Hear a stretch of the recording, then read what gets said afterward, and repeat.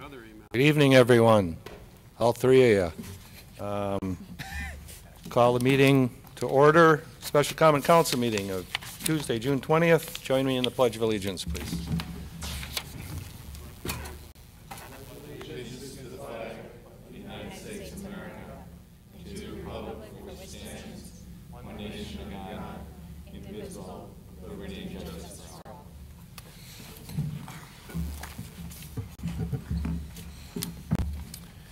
Roll call. Alderman Strelchuk. Here. Alderman Bushy. Here. Alderman Meyer. Here. Alderman Worth is absent. Alderman Garrow. Here. Alderman Hawkins. Here. Alderman Schneider. Here. Alderman Nurbin. Here. Mayor Abendroth. Here. We have a quorum. We'll go right into committee of the whole and a discussion regarding Resolution 3452, a resolution amending the contract for Phase 2 parking and traffic analysis of the City of Mequon Civic Campus and adjacent town center development with TADI of Cedarburg, Wisconsin. City Engineer Lundeen. Thank you, Mayor. We are here tonight as a follow-up to last week's discussion to bring conclusion to the discussion about the potential amendment for the Phase 2 contract. What we have before you tonight is a list of options in terms of how you can proceed dealing with two specific issues. The first one is the method of data collection. Last week we heard that there was some desire to see the cost for a time-lapse data collection instead of just the physical counts. And then secondarily to whether or not to include Spur 16 or the adjacent development to the west in the parking analysis. So with that, we've provided you with a number of options for both of those scenarios, and we're here tonight to have you discuss and potentially amend the contract to include those. Well, that was nice and brief. Thank you. Two people registered to speak on this topic, so let me call on them now. Mr. John Lashinsky. Thank you, Mayor. Thank you, Council. I am not in favor of the resolution. I think TADI kind of forced their hand. During Phase 1, they started with a conclusion that stated the Logeman Center parking area was at full capacity from 11 until 12 every day during the non-summer months, and don't think that conclusion could have been any further off. They also started their Phase 1 with a 25% error in the amount of parking that they physically counted at the Logeman Center. They counted 40 instead of 50. They also stated that the backwoods would need a minimum of 190 parking spots for the restaurant, where their analysis for the 4 restaurants in Mequon Town Center 1 at peak lunch hour would only total 91. What was most troubling to me was, didn't seem like TADI's analysis aligned with their data. If you look at the data on Exhibit 3, it's different than the conclusions in their analysis. So that was kind of telling to me that there was a little bit of an issue there. I think the big problem moving forward is TADI will be using the same formulas, and the formulas they used, or some of the tools they used during Phase 1, or the ITE parking generation manual, past parking reports, site plans, site observations, parking lot layouts, types of users within the area, hours of operation, aerial photos, etc. These were some of the tools that they used, and those are the same tools that are going to be used for all their future forecasting for how much parking the backwoods needs, how much parking Mequon Town Center 1 needs to reach capacity with the 3 vacancies they currently have, And somehow or another, they're going to use those same formulas to figure out the Foxtown Venture proposal and their parking needs, which I think is a stretch. I think we should stop spending money on these hypothetical studies of a new pool and a new baseball field. If these things happen or not, we can spend money downstream a little bit trying to figure that out, but to try to spend money on those things right now, I think is wasting money. TADDY has done a couple of studies already. I think there's about a 115-page study for Mequon Town Center 2. I don't know how many people are aware of that, but back in September, TADDY finished a traffic analysis for Mequon Town Center 2, and if what we're trying to do is gather some of that information, maybe somebody should look at that study. They also were commissioned to do the study for Mequon Town Center 1. And if you look at page 9 of that study, you'll see a completely different configuration of what ended up happening at Mequon Town Center 1. And so the conclusion would be that study on Mequon Town Center 1 was pretty much rendered useless because it was so premature. So I don't want the same thing to happen here. I think there are some solutions to the parking issues. I think we could put 20 parking spots next to first base, the first base line of the ball field. I think the Backwoods could build 20 more parking spots next to the interurban trail. I think Spur 16 could probably afford to build 20 new parking spots next to the interurban trail on the west side of the tracks. I think that's still open and in play. There's parking on Division Street and in the library. There's some more available behind City Hall. And I think to talk about Mequon Road is an important conversation. Mequon Road is probably the only place that we could really, truly help the vets out at the American Legion. I think you could probably get 40 parking spots on Mequon Road if you did it right. We've been talking about changing Mequon Road from Buntrock to Cedarburg for 10 years now, and now that there is $75 million worth of development going on, maybe now's the time to talk about that. Personally, I don't think the city of Mequon has a parking problem. I think Mequon Town Center 1 has a parking problem on a few certain days of the year, busy Fridays during the summer. Other than that, I think the parking problem is more of a, they don't want to walk as far as they may have to walk to park. Not that there isn't a place to park. Spur 16 needs to meet the codes that we currently have on the books. And if Spur 16 meets those codes, I can't see there being any conflict with additional parking or a surplus of parking or a bigger parking problem if they meet our codes.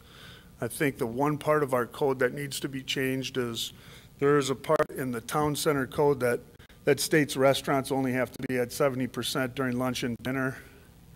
And I think that flies in the face of common sense. The busiest time for a restaurant is at lunch and dinner. And so if you're going to do anything with a parking code, you need to be at 100% during lunch and dinner.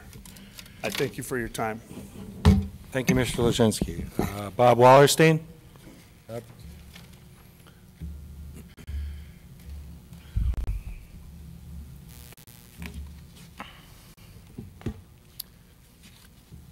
Good afternoon. My name is Bob Wallerstein. I'm a resident of Mequon for 45 years, president of Mequon Country Estates Homeowner Association for the last 35 years because nobody else wants the job. 3 homes in the same subdivision. That's it. Bottom line is, a number of years ago, a neighbor came up to me and said, you know, we have the Saturday before the 4th, but on the 4th, there's nothing going on. So she suggested, let's do a little 4th of July parade around the block. And what you've been doing for the last 7, 8 years. 1 block is approximately 1 mile. So last year we did it, and I says, you know what, we can have fun with this thing. And the thought process was, I'll get a hold of Guinness World Records, which in fact I did. They have something like 628 records for parades, longest hearse parade, longest 41 Chevy parade. What they don't have is the shortest July 4th parade in the United States of America. We measured this out, and our parade will be 88 yards long. It will take approximately about 1.5 minutes, and I got a hold of a local newspaper. They seemed interested in it, probably get channel 12 or 6 or 58 there because it's different. And that record has not been set, but it will be set this year. So what I'm informing the Common Council, and particularly my alderman in 2nd District, is perhaps to show up for about 2.5 minutes, and that's what it's going to be. And after the parade, we give the kids ice cream and candy, and because it's Guinness beer. And that's basically it. So we're going to have a lot of fun with this thing. It starts at Homestead High School, goes to the first resident on Elmhurst, which is exactly from the stop sign to his mailbox, 88 yards. And that's the record we're going to set. Any questions? At least a smile. Come on, this is kind of unique. Anything else? Thank you, Bob. That's it. Thanks for your comments on the parking study. He walks out. Okay, to take this to the Common Council, as City Engineer Lundin said, we're here to discuss the method of collection and whether or not to include Spur 16. Correct me if I'm wrong, but the objective here from the start was to determine peak parking demand in the town center and the civic campus. Do we have enough parking? Do we have enough capacity to handle the peak parking demand? And we have a study that we've already engaged in. They've started it to determine that, answer that question. And I see no reason to change that at this time. I personally would like us to simply continue with the study that we contracted for and get that data and get that analysis, and then we can proceed from that point on. That's my comment.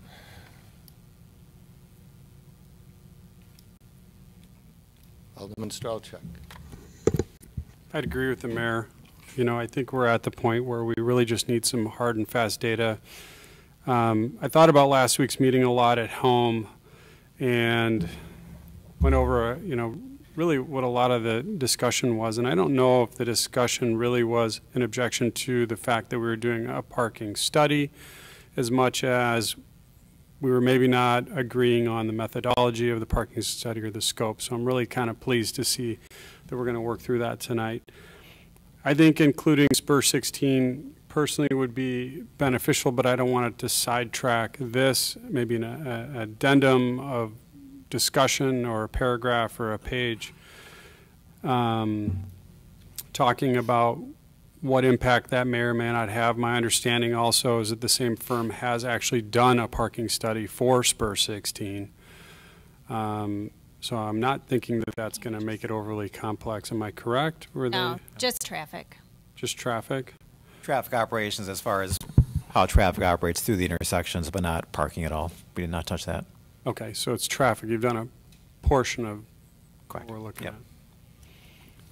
The struggle that I continually have is that, you know, as we either like or don't like, whether we've selected this firm or the parking study in general, I still don't feel that any of us have become a parking study expert overnight. We have opinions, we have insight, we have experience, we have a vast amount of experience for some of the aldermen here on council, and I appreciate that information as we move forward, but let's put that forward to make a better solution for the city. Let's put that forward and make sure tonight's discussion is a collaborative discussion on how we can accomplish our goals, get through this process, come to agreement, and decide how we're going to move forward. Alderman Nervin. think if we dial back the clock to last week, we really, if you look at the root of it, I'm not so sure anyone's questioning the firm we selected.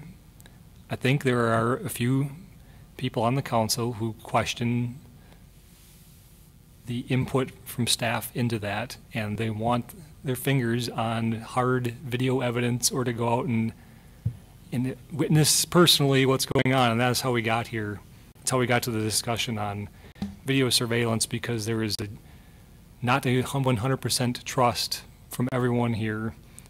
So that is how we got here. As regrettable as that may be, I think that's an accurate accounting of the situation we're in. I think this problem deserves to be studied. Maybe we can, I think everyone's not thrilled with the cost or the escalation of the cost, but we should have put this to bed last week. We punted, had a meeting this week. We can't go ask for more scope and not be surprised when the cost goes up. So we're doing this to ourselves to a certain extent. If we want the study to go on without the video surveillance, then by all means go on. If you want the video surveillance, then be prepared to pony up at least $5,000 for it, because it looks like that's the minimum cost of entry. I would like to see it move forward so we can get through it. I think both the restaurant and now maybe a promise, maybe not, from Foxdown, both require a study. So we have to follow through and complete a study. Exactly how we do it, I guess, is up to debate for debate tonight. Alderman Bushy. I would also like to go back and continue the discussion from last week.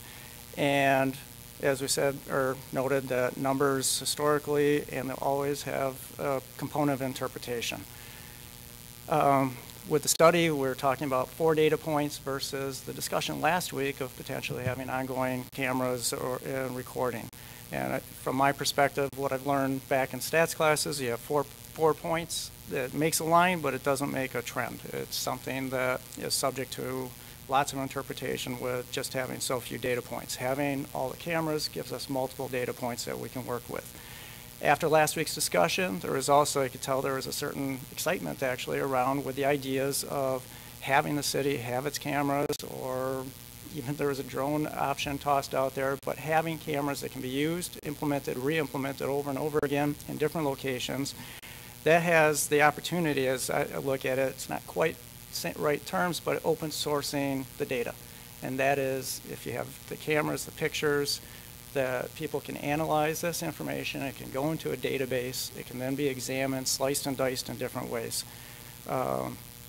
You know, there's my experience as a data analyst is, you know, we could pop this into MySQL, we could put some code on the front end, and we could start looking at different days. We can toss in weather data. We can also include any extra events, and they can become variables in any analysis that somebody would want to look at.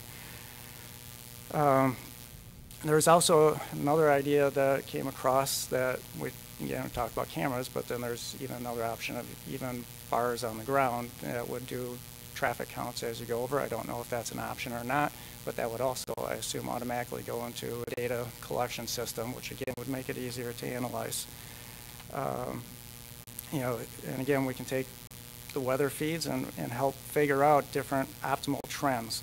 And I know it's not scientific by any means, but I thought it was very interesting going over to Google's website and putting in Cafe Hollander and Collectivo, and it does a nice little basic analysis of what days and peak times we should be looking at and when they overlap between the two, including Ruby Tap.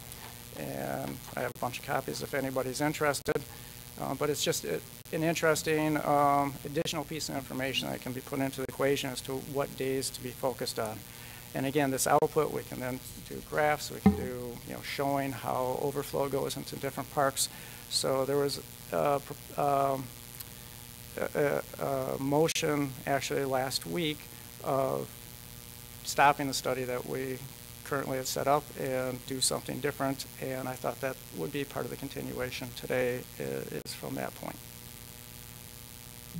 Alderman Garrell. I read your contract for the 4-day counts, and Just a little bit of math, simple math. I know that I think the cost is on this study is $50,680. If I may be a few $100s off. But I never saw anywhere in the contract what a breakdown was of actual costs. When I sign contracts, I look for a breakdown of the actual cost so I know where the money is going. That equates to 507 man-hours for 4 days count at $100 an hour cost. $100 an hour for average person, if they earn $100 an hour, they'd be making $200,000 a year. Simple math. We did the first study for a little over $10,000, which I think was extremely flawed with the 30 to 50 full-time spots over at the Logeman Center and a number of other issues with that. And after we do this study, we're going to have probably as much as another $25,000 just so we may get some solutions. Maybe we'll get some solutions. So we'll have $85,000 into this, or 850 man-hours at $100 an hour. I look at the when I read this additional cost per day, consecutive day from original contract, page 14, option 2, $3,450 a day. 34.5 man-hours at $100 an hour. This reminded me when I saw that, I go, you've got to be kidding me. This is like having the government buying a wrench for $375. I mean, I just don't see where all these expenses are coming from, and I really don't have faith in the study. There's no breakdown in the costs. There's just, here's what you're going to pay. Here's what you're going to pay, and look, we've done all these other studies. This is what we've got. Well, you know what? The studies that we have weren't that accurate. In fact, they weren't. I was very dissatisfied with the accuracy of them. Remote, and you can do these cameras remotely. Like Alderman Bush, he said, you actually can do remote cameras where you can only have one on each pole. And you can monitor them remotely. The cost per camera is about $500 versus $200. But you don't have to worry about them going down. You don't even have to go out and check them. And to count, a kid could do that for $8 an hour or less, just to count the cars. And my other main concern is I really wanted to go out and observe what the days were quietly from the sidelines, because I don't know what days are going to be counted. Now, June 7th was a bastardized date because everybody knew it if they wanted to figure it out. Because that was the court date. It had to be. So that one is out. Another one's already counted. Who knows when the dates are going to be? And if you do it at fun before the 4th, it's going to throw everything off. But you just don't know. So I just thought it was prudent. And it was prudent use of the taxpayers' money for somebody to be out there just overseeing. So, and now I saw today on the website that a professor sent over that they could do it for, looked at the same contract and said they could do it, I think, for something like, I can't remember what it was, $19,000 or $20,000, something like that. The cost of this is without doing an RFP on it and now being stuck in this and going forward looking at, maybe we'll have spent $85,000. How many parking stalls could we have built for that? And it's not that difficult. I look at it, the Logeman Center lot is almost always empty.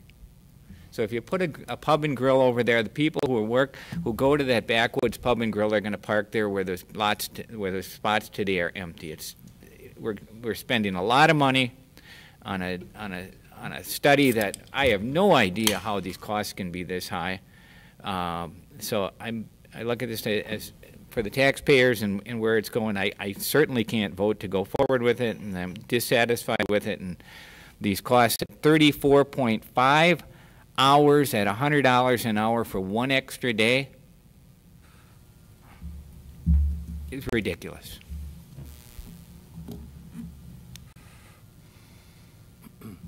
I think one of the things you need to consider if you're going to put up cameras is you're going to get an awful lot of data every day. You know, somebody's going to have to look at that data. somebody's going to have to count the cars in that data, and we're still looking for the same thing. We're looking for the peak parking demand. It's going to occur once, maybe repeatedly, but you're going to get to that level once, and we're trying to find the day that that is and find out what that demand is. And if you have hours and hours of video, I mean, somebody's going to waste a lot of time and a lot of money and whatever they charge to look at the video and count, and we're just wasting our money doing that. And if you think you don't like the counts that come in, are you going to sit and review the video? And do you have any expertise in doing that? I mean, counting cars may sound like a simple thing, but, you know, so is buying stocks. So, Aldenworth. Well, I'm somewhat torn. I mean, I agree with the mayor that the real cost here is not the counting the cars, it's the analysis. And if you add in cameras, somebody's got to choose what to analyze and then analyze it. I also, it reminds me of somebody who told me one time, everybody thinks everybody else's job is easier than theirs. Everybody also thinks they know how much everybody else's business costs. I mean, it's probably not $100 an hour. First of all, it might be more than that, but you're not taking into account that's not how much the person who's doing the work makes. That's what their charge is. They have overhead, they have offices, they have staff, they have other things. I always am shocked when somebody wants to charge a 1% management fee on an investment account. It seems ridiculous to me, but they have overhead also. So I don't know how to analyze whether this is a good cost or a bad cost. And my big criticism is that at the front end, we didn't do anything to cost this out or to comparison shop. Usually when you've got 2 or 3 people making a bid, you end up with a better bargain. But that is kind of water under the dam at this point. So I don't know whether this is too expensive. I do always question consultants. Usually I have voted against hiring consultants because I think it's garbage in, garbage out, and it depends on the instructions given to the consultant and the assumptions that are requested by the consultant.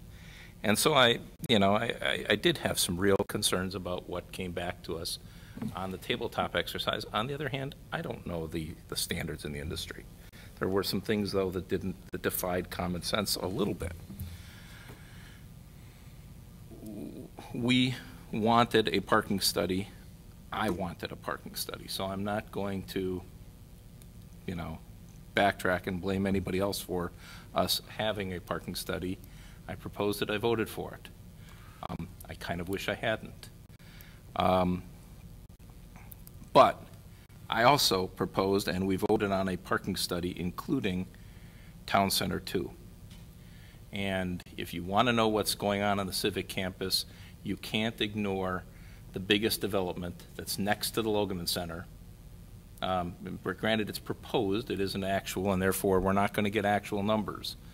But we have to somehow account for that, or the rest of the parking study, in my mind, becomes somewhat meaningless, because it will have an impact of some sort. Maybe it's a positive impact. Maybe it ends up being a neutral impact.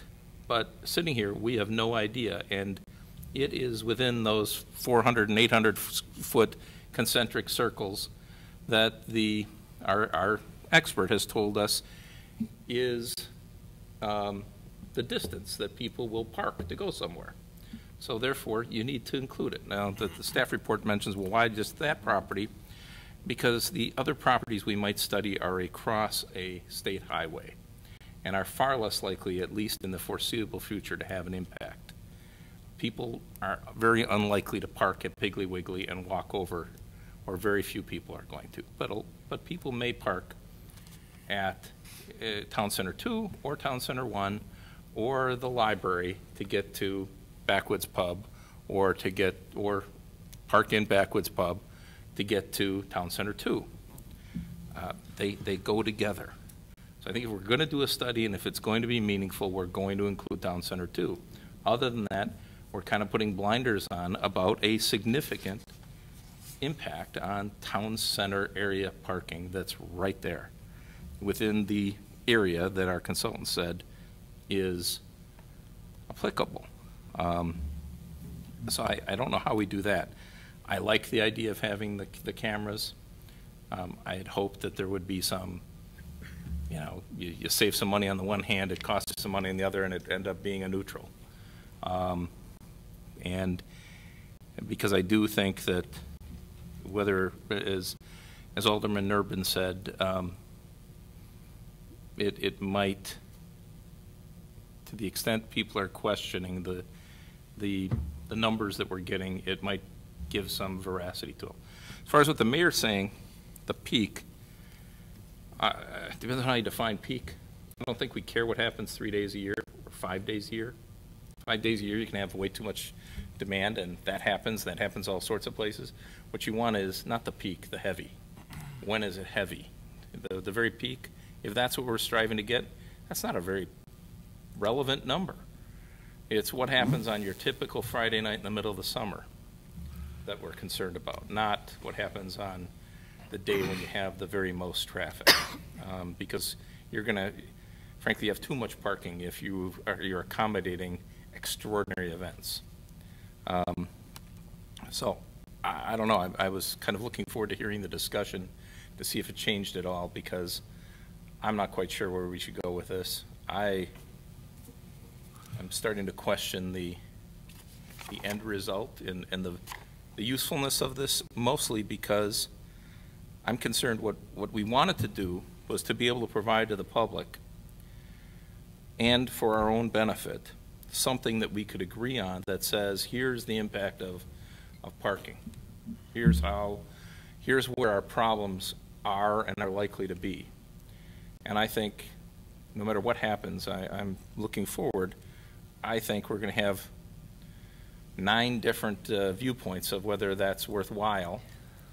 And the public is, no matter what we're going to end up with, isn't going to believe it based on the way we've approached this. And so I don't know what the right answer is. I think at this point I don't think we're going to get, even if the consultant gives us precisely what he's asked to provide, I'm not criticizing him, I don't think we're going to get what we were hoping to buy. And that was some consensus on parking in this area because of what I've heard so far. So I'll be interested to hear what everybody else says. I think I was referring to peak demand on a typical day, not an extraordinary day like a festival day, but on a busy summer day. What is, our peak demand? Alderman Meyer. Well, in my personal opinion here, well, first of all, I was a deciding vote on whether we went this way or not the last time, because I voted against it in the Committee of the Whole, and I voted for it in the Common Council. So I was kind of the deciding vote on that. My own opinion, I think we need parking. I think that Spur 16 should be on its own. I don't think we need to include it inside here, because here there's X amount of requirements we need, parking stalls we need to build that development, to have that in place over there. I don't know if we can come up and say that Spur 16, you need to have additional 50 parking stalls inside of there because of the fact we need it in Town Center 1. I mean, I don't know if I suppose we can impose that on there, but I mean, I don't think it's going to make any difference. Whether we go with Mr. Lashinsky's proposal, whether we go with the other proposal, whether we go with both proposals outside of there, we're going to need to have additional parking. I'm struggling with the fact of spending a study now on something where we kind of know that we're going to need to have it if we go in a certain direction, and why don't we spend the money on an engineering study that tells us where we can add parking? I mean, let's skip the study of telling us that we need to have parking, because I think we're going to need to have parking, and go to the fact of where can we add parking in all these different places and spend our money in doing that. There's some suggestions from some different people where we can put some stuff in, and that's all fine and well, but we don't have any really true idea on how many we can add, where we can squeeze it in, add some more stuff in. The more parking we have, the better it's going to be anyway. So I think we should concentrate kind of in that area, but instead of just doing skipping through and doing the study, spending the 50 grand or plus more now, when we could be spending that money on saying, here's where we're going to be able to put parking in. Let's go ahead and get that done, incorporated with the projects that we got moving forward, and just get it handled and done. But don't you want to know how much parking you need? There's only a maximum we're going to be able to have here anyways. I mean, we're not going to have enough. I mean, it's pretty much, it's just going to say we're not going to have enough. If we could add another 50 stalls someplace, great. And if we had an overabundance of stalls, that'd be great. You know, because we're going to have other times when we have, you know, the festivals out in front. We're going to have, you know, the picnics. We have different stuff like that. We're going to need it anyway. So why not do the study on doing the engineering? And just to add a little tidbit along with it, we wouldn't need as much parking as that. We would strictly enforce the fact of having employees not park inside of the town center. It is an ongoing issue. I've gone to a couple places. There's nobody inside except for the one person. They got 2 parking stalls in the front. That one person working there is using the parking stall. And that happens probably in a number of places over there. So strictly it has to be that employees can't park there. I mean, it just went over to Fleet Farm. There's a whole section where they have to go. They have to park over there. They can't park anyplace else. I know it's a totally different situation, but still, on a smaller scale here, you know, we need to have the employees not park inside of the town center and that for it. Just no ifs, ands, or buts about it, and that alleviates some of the issue too. Alderman Hawkins. Well, I agree 100% with what Alderman Meyer just said. I would say let's spend the money on parking that we can build, and I've been advocating that for quite a while. But getting back to where we are today, the consultant has done some parking studies, and he's dealt with parking in the town center one where we have existing businesses, and so you see cars going in and out, and you've made those counts, and I trust the counts that you've come up with. We were discussing hypothetical situations, however, and you have said, and I don't question the fact that you're using the ITE manual to come up with parking counts or parking demand for hypothetical situations. And where I have a problem is, are you being consistent with comparing apples to apples, pairs to pairs, et cetera? You know what I'm talking about, different kinds of businesses. We talked a little bit about this last week, but although most of the time we focused on restaurants, which is fine. I think the question in everybody's mind is, are the various restaurants that are being proposed, is the parking going to be adequate for those proposed restaurants? Now, there was a question raised by Mr. Lashinsky earlier, and he specifically said, page 9 of your study for Town Center 1, where there was a discrepancy between your analysis, I guess, or counts, that I had an issue with some of the language used in the current packet. Counts, demand, occupancy, go on, I could go on, but I'm not going to. But what he was saying was your analysis versus what actually took place. Is that correct? The discrepancies that you were pointing out? All right. Yeah, I'd like to ask Mr. Lashinsky if he could ask John what you were talking about, so John can be specific in answering that question. Is that right? Go ahead. I think the first part of what you're talking Can you about. use the microphone, John? I'm not exactly sure what the question is, but I think there's an overlap with what I talked about. The study in Mequon Town Center 1 that Taddy did was so premature that it was pretty much rendered useless. If you look at page 9, it shows the northernmost building a third of the size of what the actual building is now. It shows different parking configurations. It shows different flow in and out, in three different directions. It actually shows a flow coming by City Hall and going into an underground parking. So Which it does. we had that developer pay for that parking study, and nobody used the information because the whole entire site is different than what the study showed. That was part of what your So question I've was, got I believe. thank you. I've got a follow-up. Hold on. I think there's some confusion. What he's referring to was the traffic operations study we did for the development, which is a totally separate document than the parking study. The first study we did was really looking at how much traffic is the development going to generate during the rush hours, morning, evening rush hours, and how would that traffic interact with the existing intersections, more specifically at Cedarburg and Mequon Road, as well as the access driveways. We did not address parking or parking circulation as part of that study. And my point was, your conclusion and your advice was premature because everything changed from the time you did your study to the time it was built, and the way it was built had nothing to do with the way you had advised. No, that's not true. Look at the documents. It listed a number of recommendations, including many improvements that were implemented on Cedarburg Road, including cutting back the median, adding a turn lane, and making adjustments to the City Hall driveway.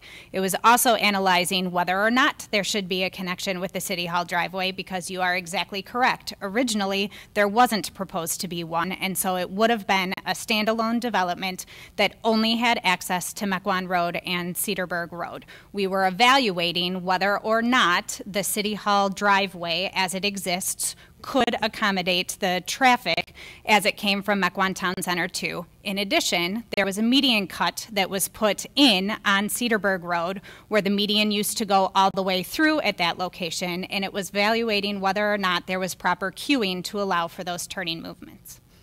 That was implemented.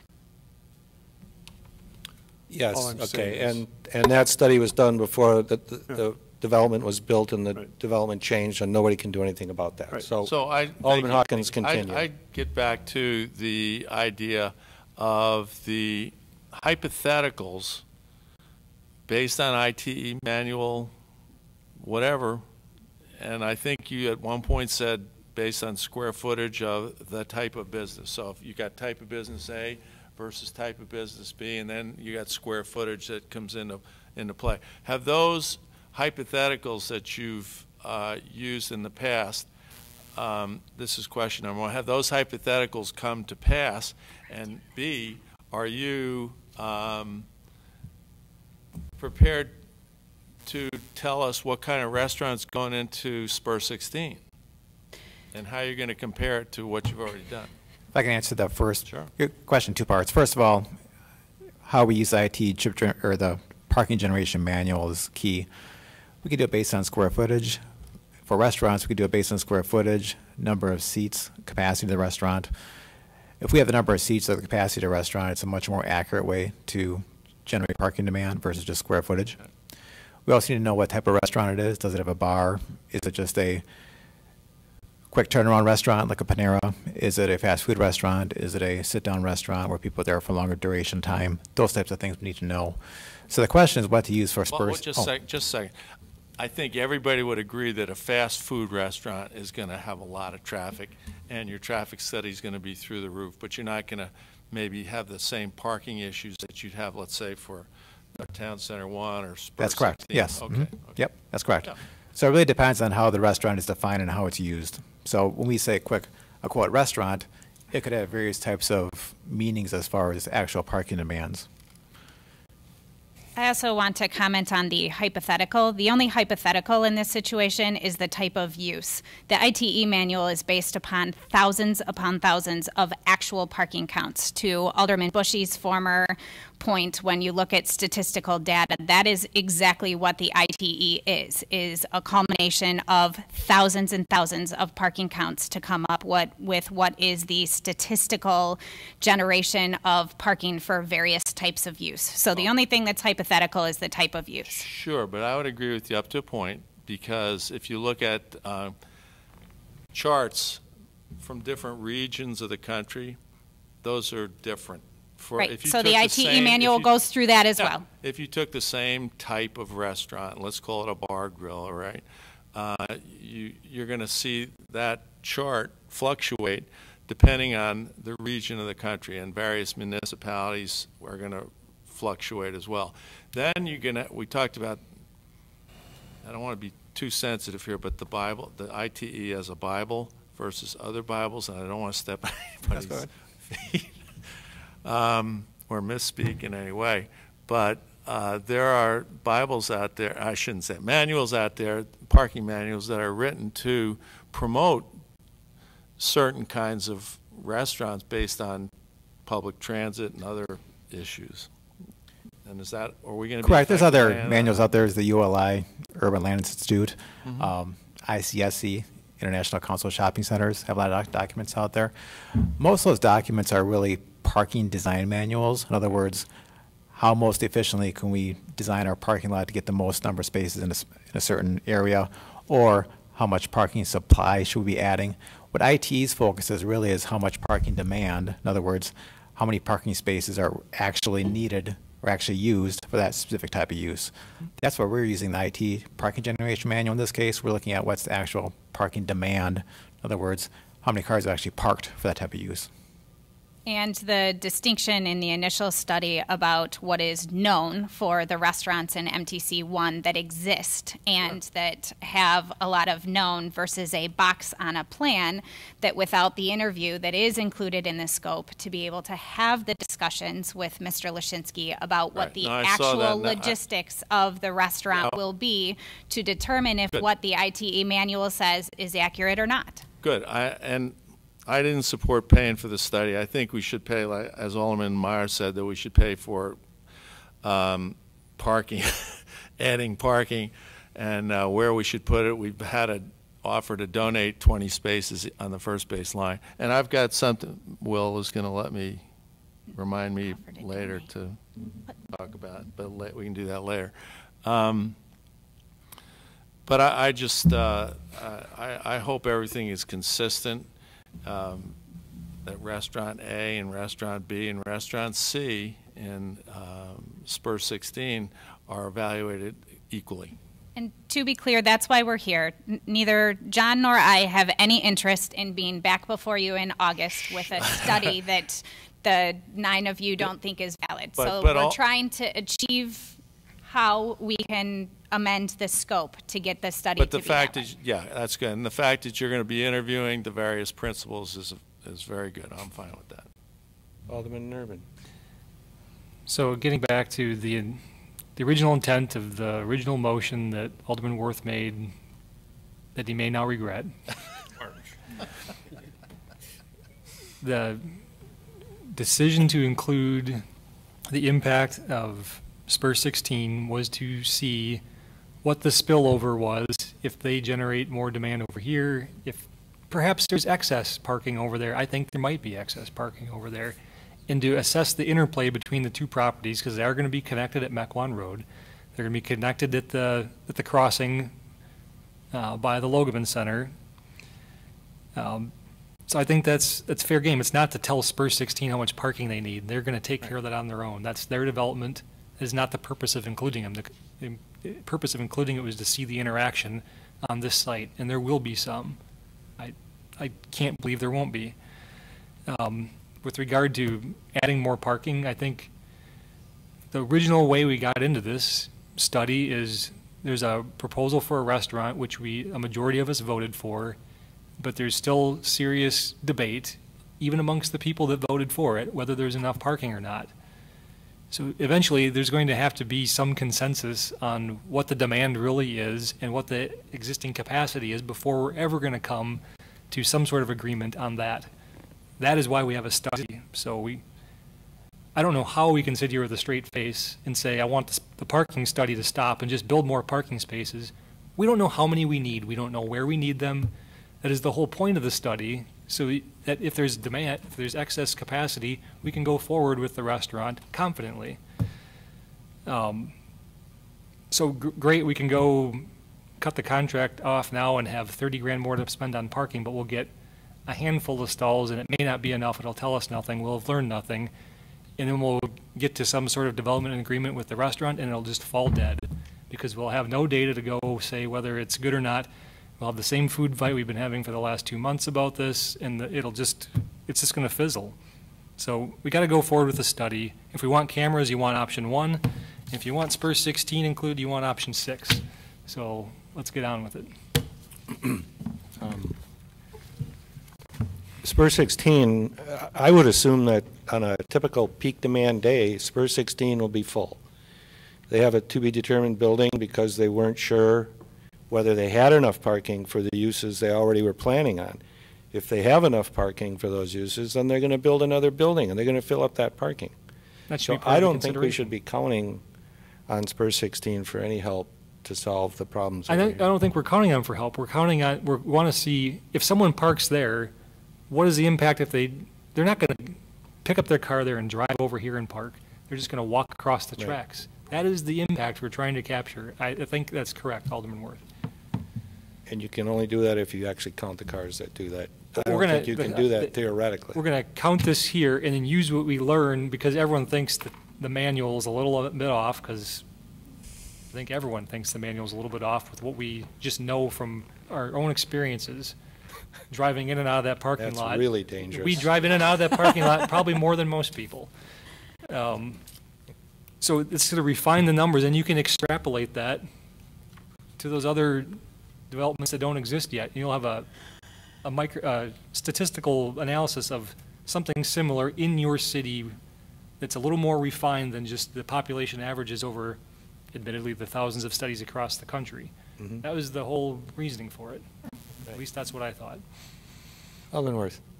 Well, I agree with Alderman Urban, and I'll take it one step further. Even if we just used the manual, I mean, it may be that SPUR 16 is going to generate 20 more users than with what's already approved than what it has space for. You know, we haven't seen that analysis using the manual even to know whether or not there's going to be spillover onto the Logeman Center property, which further exacerbates the parking problem. So it's not whether or not they're going to use their parking lot. I presume they are. It's a question of, one, what is the interplay, but also, two, are they going to exacerbate the problem in the town center so that they park on the Logeman spot? Now the people who want to go to the baseball diamond have an even greater problem, and we can't know how much parking to build or whether it's even possible to. Let's assume that we went with Alderman Meyer and Alderman Hawkins' suggestion. Build as much parking as we can.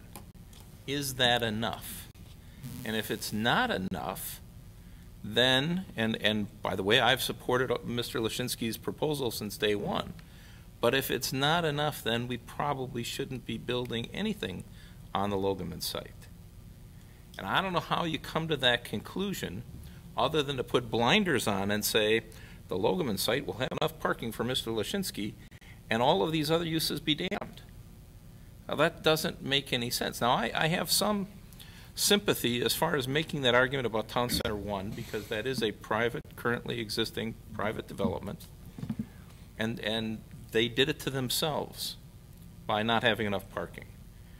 But Town Center 2, there is room for approval of another building someday. Well, if their property doesn't have enough parking to handle the buildings that are already approved, then the city can use this tool to say, oh, maybe we shouldn't approve another building because you're going to be generating more parking than than your lot holds. And also, where is the parking issue? I think I agree with some of the proposals. Don't have employees parking in Town Center 1. Maybe we build more parking around the library so the library isn't, and the the pool isn't using the City Hall parking lot, but is using parking further to the north. I mean, but we need to know what is the demand, the likely demand.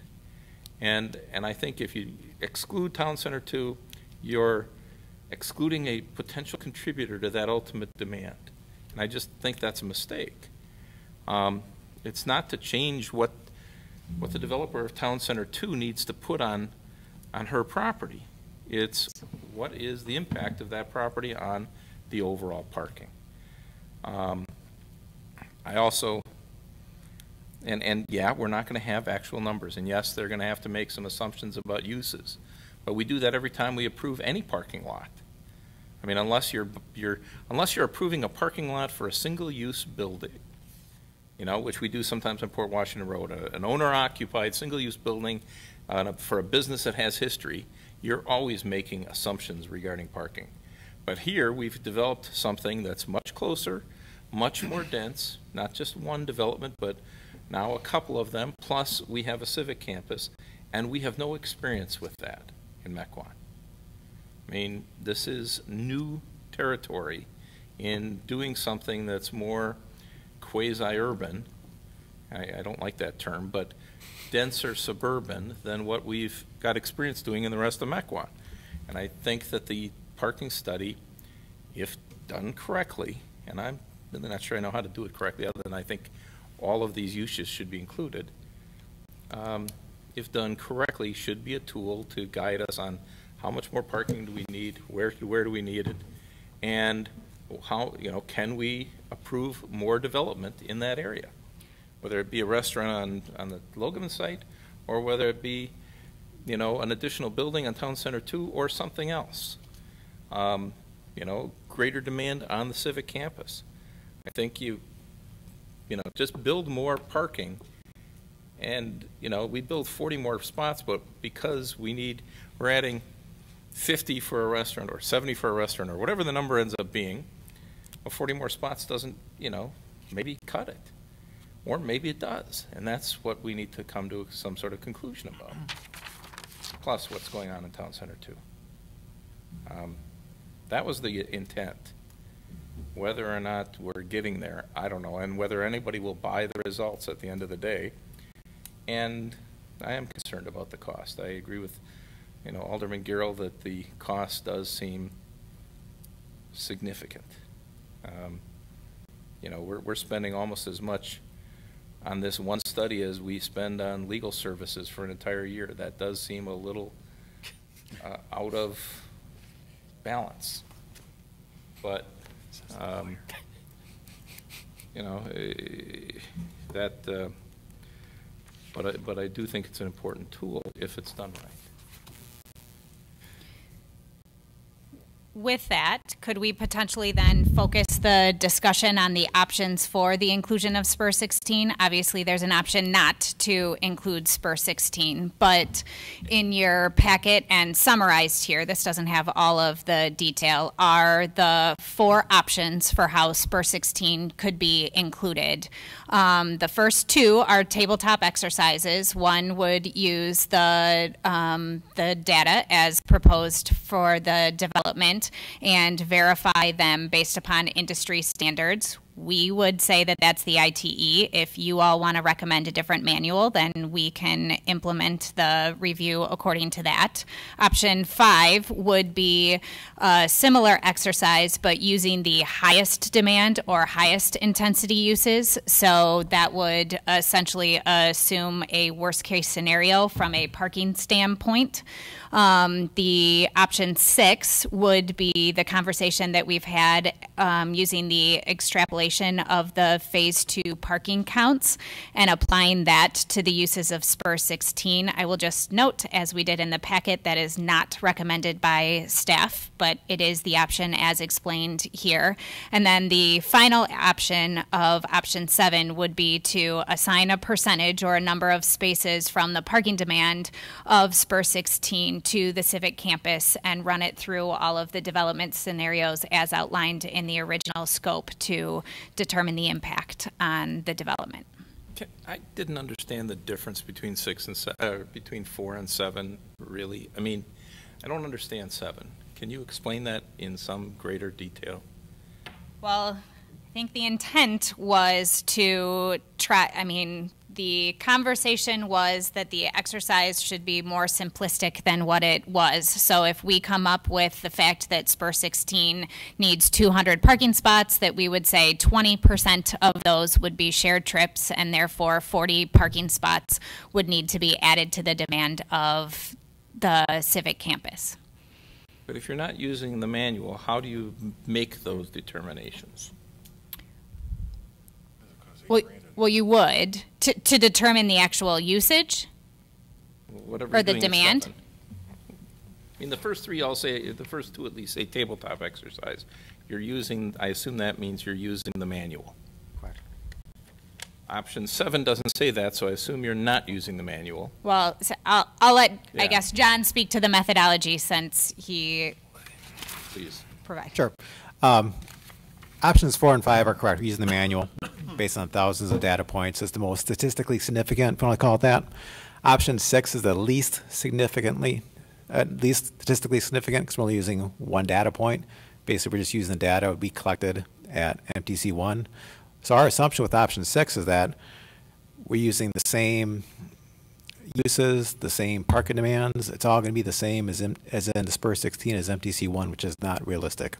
That's where we're saying it's really not recommended because it's highly chance that it's not going to be that same makeup of stores and retail and restaurants. So option 5 is going to be a worst case scenario. In other words, we're going to assume a high intense use to develop a highest worst case parking demand. Option 4 is going to be what was proposed by the developer as far as, and the PUD, as far as what could be in there. And then option 7 is basically taking any one of those and assigning what is in excess of parking demand onto MTC1 or vice versa. In other words, blending the two together. So option 7 is you can take option 4 and option 7 together. You can take option 5 and option 7 together. Option 7 basically blends the two together. So you will be taking the manual, make a determination as opposed to what the developer's predicting they need for, or our code predicts that somebody needs for parking, but instead look at the type of uses that are likely to go into particular buildings. That's correct. And then make a determination based on the manual what the likelihood is of the parking need? Correct, yes, yep. Now, and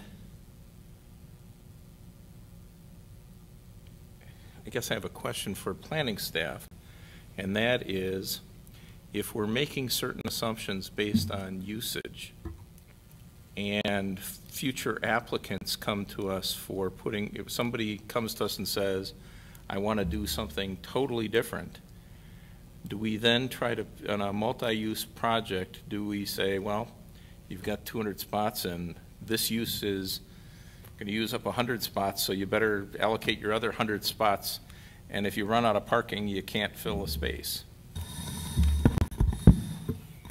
Good evening, Council. That's correct. So on a built project, an existing structure, and we have a change of use, a permit is generated through the inspections department or a business occupancy permit through the planning department. And one of the check and balances we do at that change of use is the parking calculations.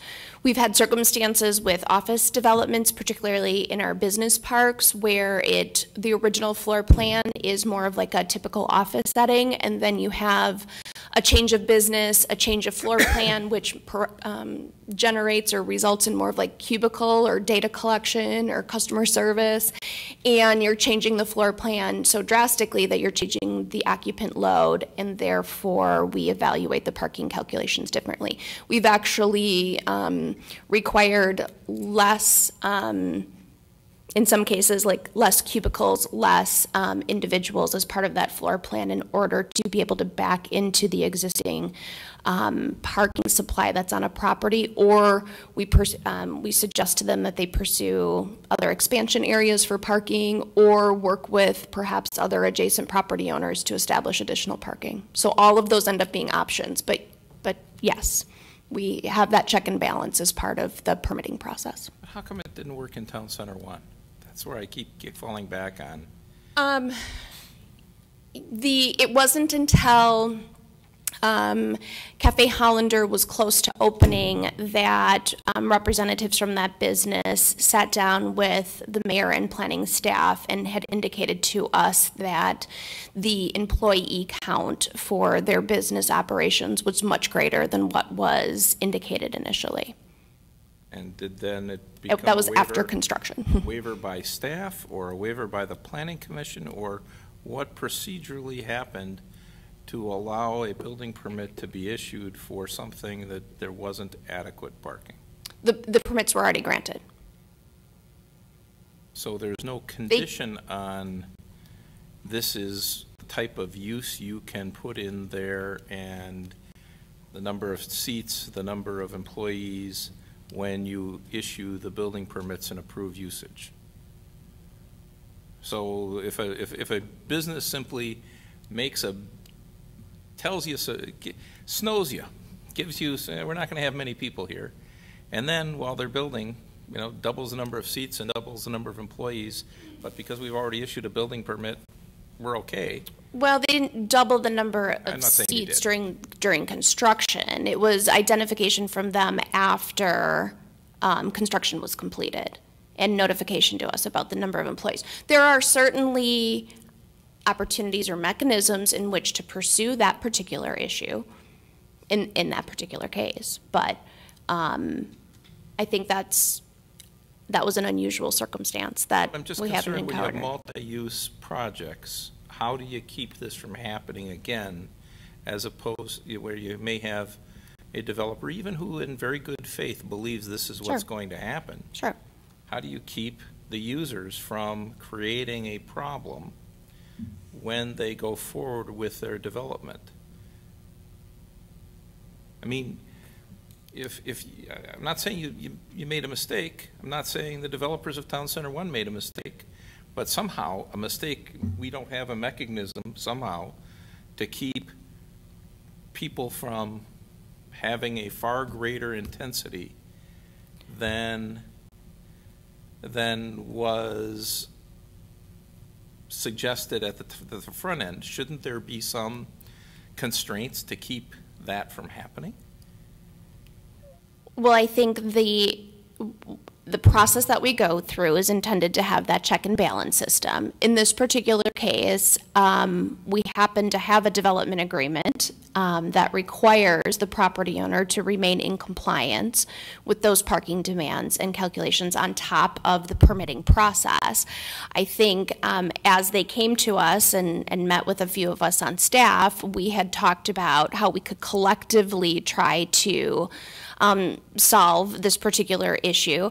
I think since they were just opening and wanting to evaluate, I think their what the true demand might be versus just the tabletop exercise. We wanted to see how operations went for a while, and we've continued to have dialogue with them about options for creating more parking.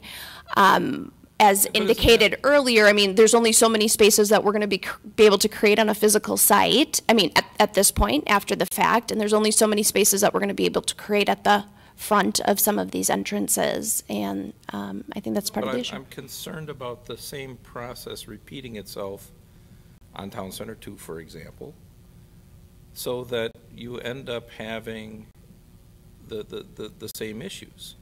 I mean, if you don't have some sort of a safety valve that says, no, stop, you can't do this further, then there's nothing to prevent you do a tabletop exercise, assume certain things are going to happen, and then have 25% more parking needs than what's.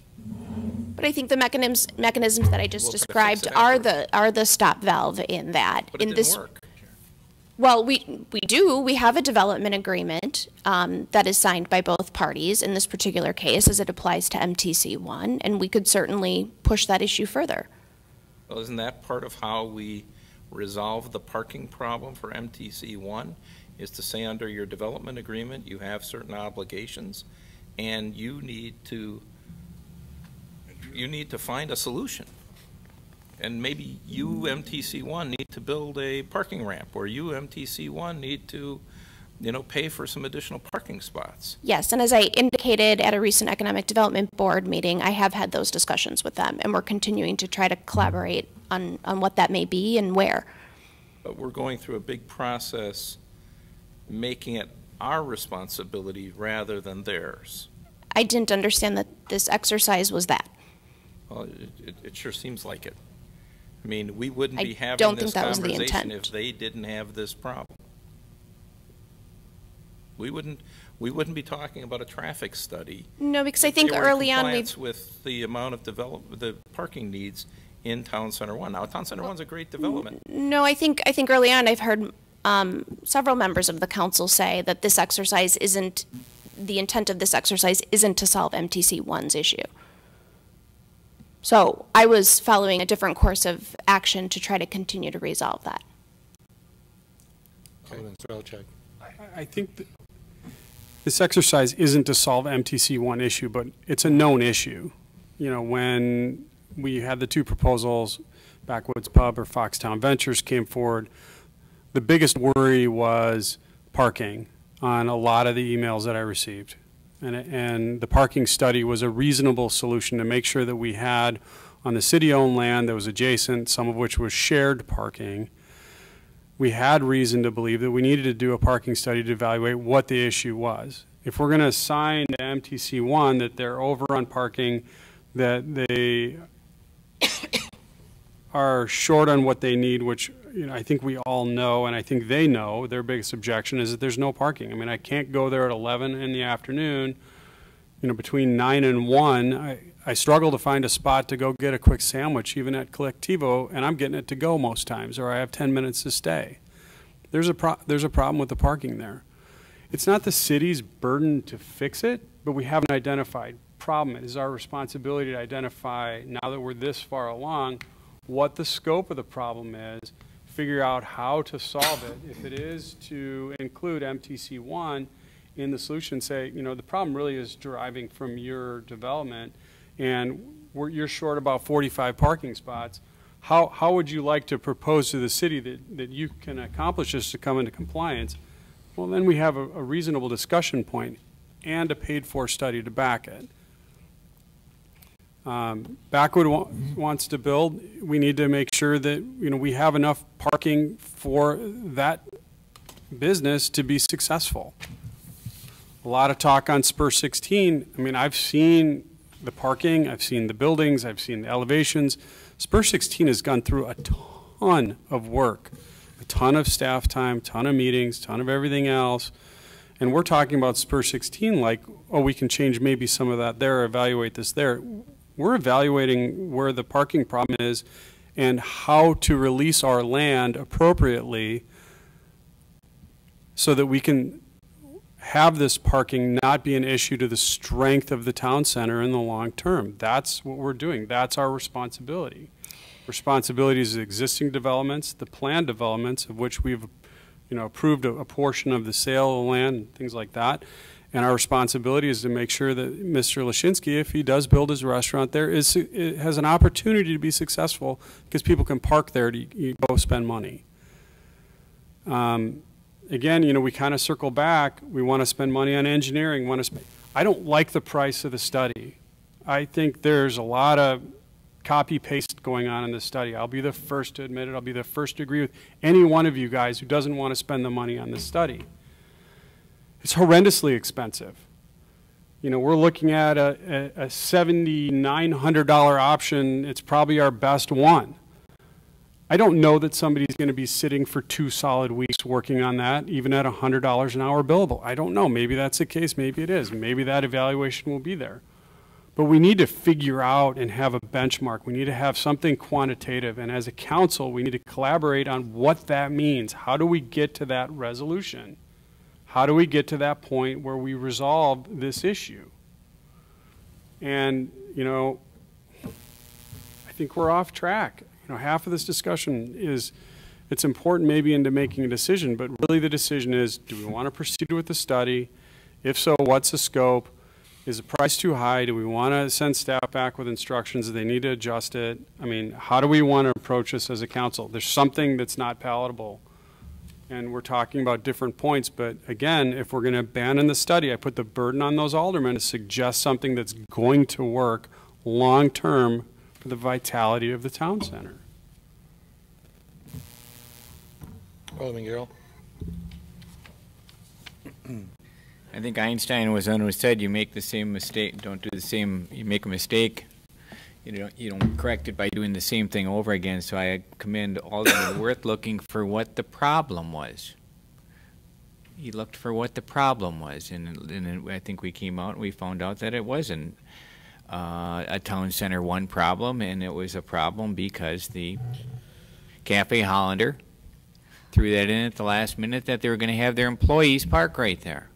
So we're 45 stalls short, and it is the Cafe Hollander's last minute decision to not that's where this whole problem came from,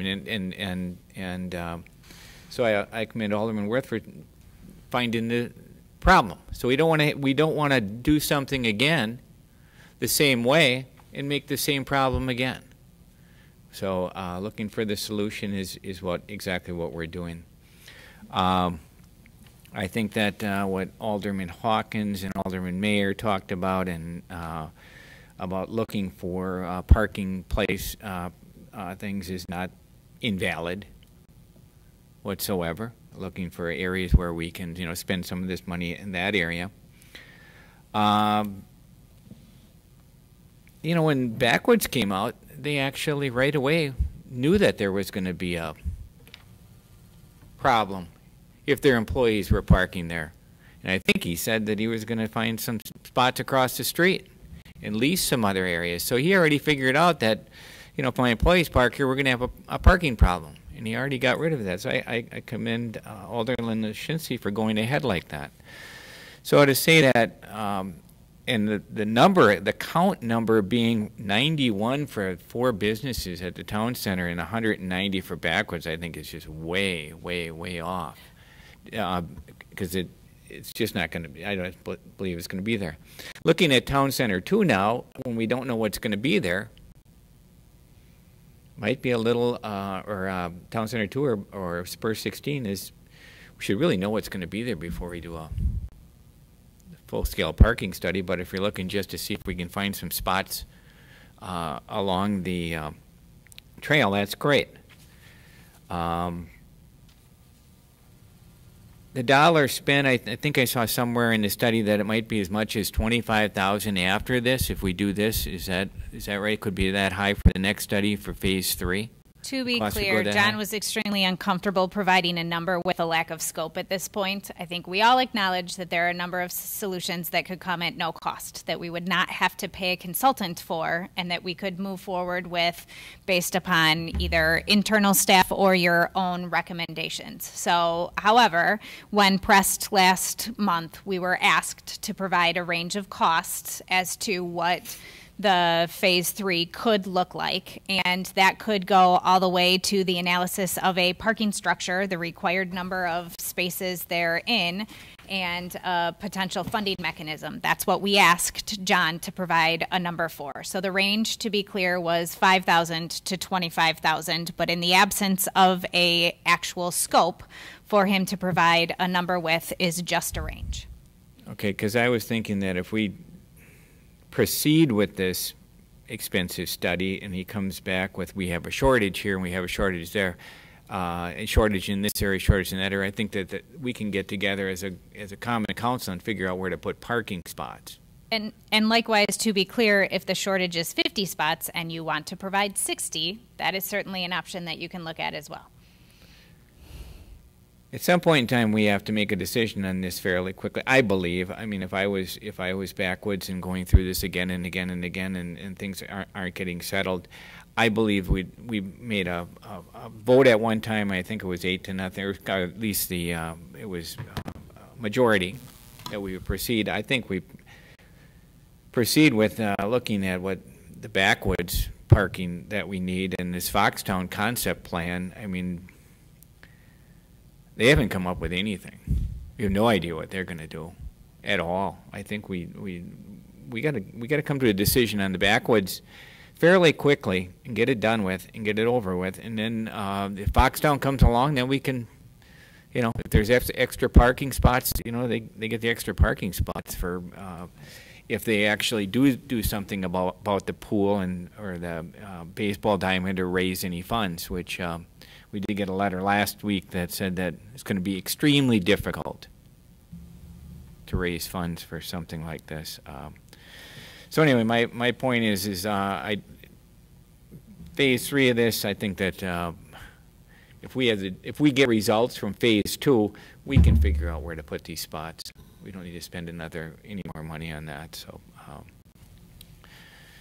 still, I'd like to see a solution tonight. It's summer. We got other stuff to do. So can we focus back in on the 4 options and see if there's a consensus as to how we would or wouldn't like to proceed to include Spur 16? What do you feel is the best option?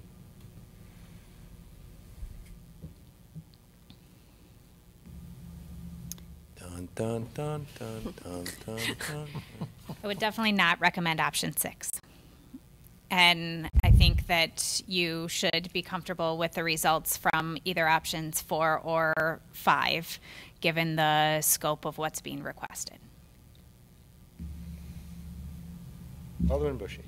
I'd like to back up a second to it from this point, something that Alderman Worth brought up, and that's just I'm looking for some additional information as far as the purpose, going back to what the study is, and just trying to simplify the original goal, if that was to, as I think I heard mentioned out here, is it simply the parking study to determine if there are enough parking spots to go forward with what was voted back in March with pursuing the restaurant and or the park expansion and just stopping as determining that?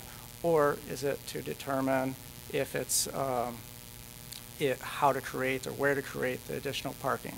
Because if it's a former, then it seems to me that there must be some sort of cutoff point or line or something that we're going to end up coming back and looking at the end of the study, at the end of July, and then still at that point, hemming and hawing over the decision, can this go forward? Are we at some cutoff point? So I'm trying to figure out what information we're going to gather from continuing with this that is going to cause a decision to be made. The analysis will be conducted under 3 scenarios. It is conducted under existing conditions, assuming no other redevelopment of the Civic Campus area. It will be done under the Backwoods Pub and Grill development scenario and under the Foxtown Ventures, or if you'd rather consider it an expansion of Civic Campus uses, whether or not the city or a philanthropist ever decided to provide funding for an upgraded pool, an expansion of the bicycle facilities, or other adjacent Civic Campus uses. So then, again, what are we going to end up doing with that resulting data? You're going to make a decision as to how you want to proceed, whether that's to build additional parking, whether that's to not allow for the restaurant, whether that's to move forward with the Foxtown Ventures. You're going to have to make that decision. So that's, again, that's not going to then even proceed that decision based on the data. Again, there will be some cutoff or something, whether Lodeman Center's an option or not. Well, I mean, if the part, I'm using totally theoretical, hypothetical numbers here, but if under the Backwoods Grill development scenario, it shows that there's a parking gap of 100 spaces, then you could make the requirement that Backwoods Pub and Grill could move forward, provided that they provide 100 parking spaces. Or you could decide that under that scenario, the restaurant can't be built because it cannot provide 100 parking spots. So, okay, so then we're going back to the discussion that the shortage being created by some of the existing businesses is going to negatively impact, going forward, other potential businesses or operations. Well, the study's not going to determine that. The study's just going to look at the existing conditions as it sits today.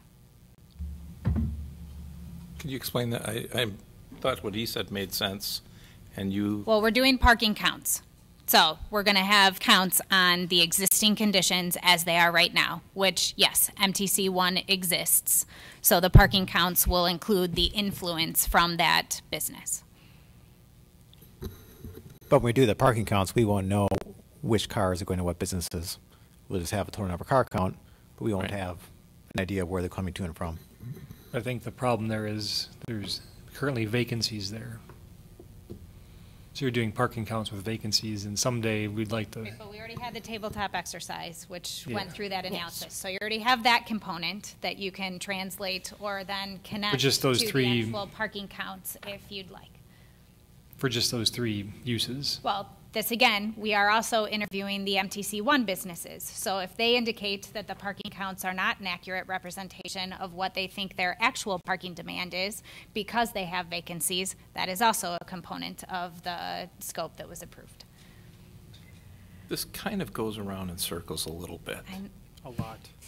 I mean, we're not trying to solve Mequon Town Center 1's shortage of parking because they have a development agreement and they're required to solve it. But, I mean, because a single standalone restaurant, we as a city have, I mean, there are other instances where it's been approved. And if that's all we were looking at, we wouldn't be doing a parking study. So what are the other influences on that standalone restaurant? We didn't believe we had a problem when we had a library, a pool, and a VFW post. And a community center. And a community center. Yeah, we didn't have a problem. The problem came about because we approved Mequon Town Center 1. And so we are trying to solve the Mequon Town Center 1 problem or determine how much more parking we need for Mequon Town Center 1. I mean, if in fact this isn't to approve Mequon Town Center 1, then we should just approve Mr. Lashinsky's proposal because we don't need, you know, we're not concerned about Mequon Town Center 1 is what I heard Ms. Tollefson kind of say. But that's not really the case. We know there's a problem caused by Mequon Town Center 1, and we're trying to determine how much of a problem it's causing, because the other things aren't the problem. So yeah, the actual parking counts. The question. So back to Alderman Bushy's comment. It's not how much more parking the Backwoods Pub is going to cause. We presumably have the knowledge and experience to determine that alone. It's how much of a other problem is there, and if we're going to tell the people at Mequon Town Center 1 to solve their problem, and maybe we'll provide some guidance and use this study as a tool to tell them to provide some guidance, then we don't really care what happens with Backwoods Pub. We should be able to proceed and just have it built. Well, then that would be the existing analysis. I mean, the MTC1 businesses exist. So if that identifies a parking demand gap of 50 spaces, and you decide that you're going to assign all of that responsibility to MTC1, then you have the number that you need. Right. And that's where I think there's a value to the study. I think there's also a value to the study to know where Mequon Town Center 2 or Spur 16 may go someday, to be able to use that as a barometer for its development. And that's why I think the study makes sense. Not really to determine whether or not we can build a restaurant. Can I also remind everyone that there's also a traffic component to this study? So while we're all focusing on parking, that is not the entirety of the scope and what is being evaluated at this point. Fair point. Okay. So I would go ahead, and I'm still between 4, 5, and 7, and looking for a recommendation, maybe not from staff, but from our consultant, because staff was ambivalent. I'm not trying to. Based on the discussion I'm hearing tonight, I would think option 5 would be your best solution. It's kind of a worst case scenario. In other words, there's a lot of talk, we don't repeat mistakes and so on and so forth. If we were to assume the highest intense uses in Spur 16, what's the worst case parking demand are we going to have out there? The next question is, are the parking that they are providing there, will that accommodate it? And if it doesn't, how many more spaces would be needed to spill over into Logan Center or some other area to accommodate it. If we come back with an answer of option 5 saying that even with the highest intense uses, they are providing enough parking supply to accommodate the worst case parking demand, then there really is no issue. Okay, so I would move that we approve option 5. We amend the. Are you also moving that we continue with the study we're doing and add option 5 to that study? I'm trying to do one step at a time. Set this aside, then do the debate on the option. I mean, I'm going to vote for it, but I know there's some difference of opinion on that. I think first we ought to determine what it is we're ultimately voting on. You know, we can do this in steps. Pick that, decide on that, decide on the cameras, then vote on the thing as an entirety. So you're moving to add option 5? Yes. Is there a second? I like 4. I make a motion for 4. I'd like to talk through the specific differences between 4 and 5.